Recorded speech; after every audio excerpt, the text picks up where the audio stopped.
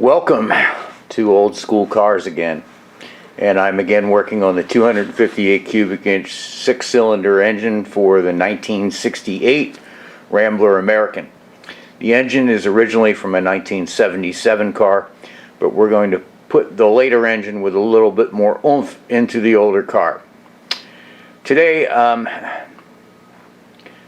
if we pick up where we left off yesterday, we will talk about yesterday's discovery that when we took the head off that there had been water in the head.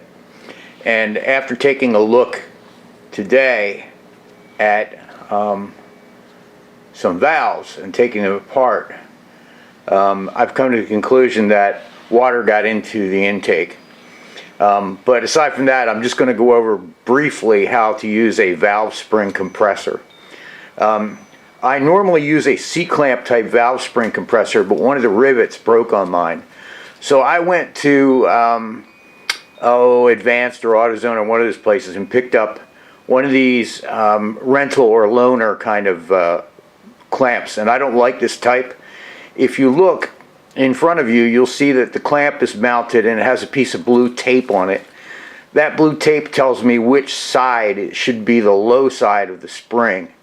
A marking they don't have, and the arms on the spring compressor are one slightly longer than the other, so the one I've marked is the one that goes to the low side of the spring. You'll also notice that there is a clamp holding the spring compressor onto the spring, which beats the hell out of busting your knuckles or squeezing your flesh in between the spring coils as they compress. So I'm going to try to compress this spring, take off this one spring, and then I'll turn the valves upside down so we can see them and we can take a look at exactly how I made the determination that water was coming in the intake and it was not a head gasket problem. Here we go.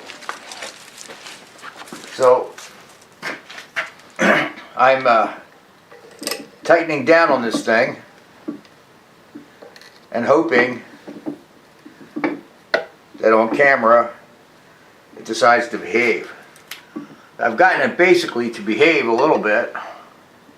Now I need to get it to behave a lot. Now I'm going to pop down on this, and that helped free the spring from the two little keepers that are in there.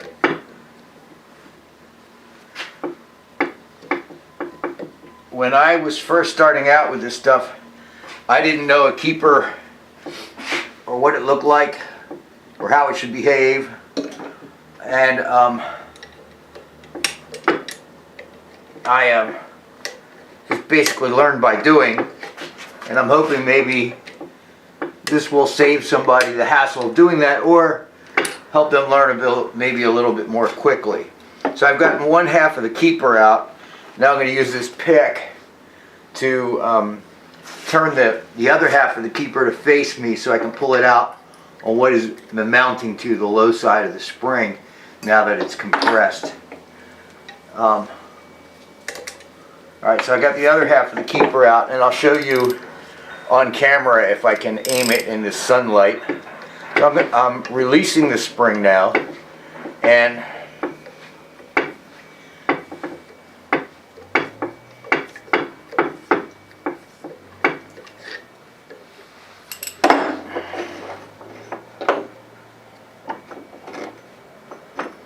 underneath of the valve I have I guess like something like a 3/4 inch half drive socket holding this valve up. So I've cut a board, and basically before I clean up any of the springs, this is just a rack for me to hold everything in one place. I've loaded these other ones on by turning the spring with the retainer upside down and then placing the keepers inside of the retainer, and then putting the spring on top of the whole mess and throwing the umbrella valve seal down on top of it. So now I have the valve out. Here's the socket that I was using. Now I'm going to place that under the next valve head. And here's an exhaust valve. If you look at it, you can see where the guide, where it runs in the guide, and you can see where it's free. And where it's free, it's accumulated some carbon. And when we clean these up a little bit, we'll be able to better see the seating surface. So this will go in my rack here too. And while I have the rack apart, I'll show you the first exhaust valve, which was basically clean except for some carbon and had a nice seating area. Then I'll show you the first intake valve. Does that give you a hint that there might have been some water back there?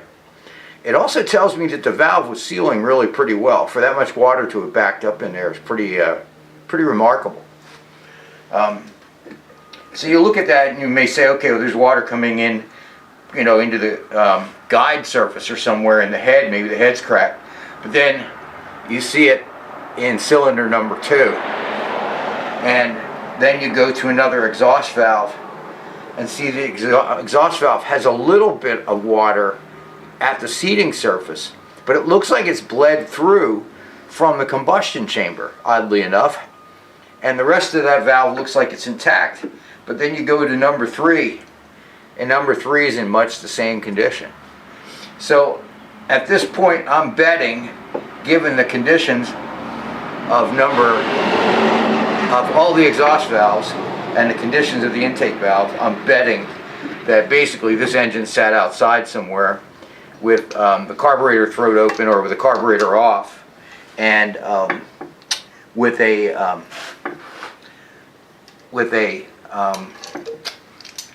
rainstorm in the offing. So I promised that I'd show you how this stuff works. So what I'm doing when I'm taking this off, at the top of the valve, you'll notice there are these grooves.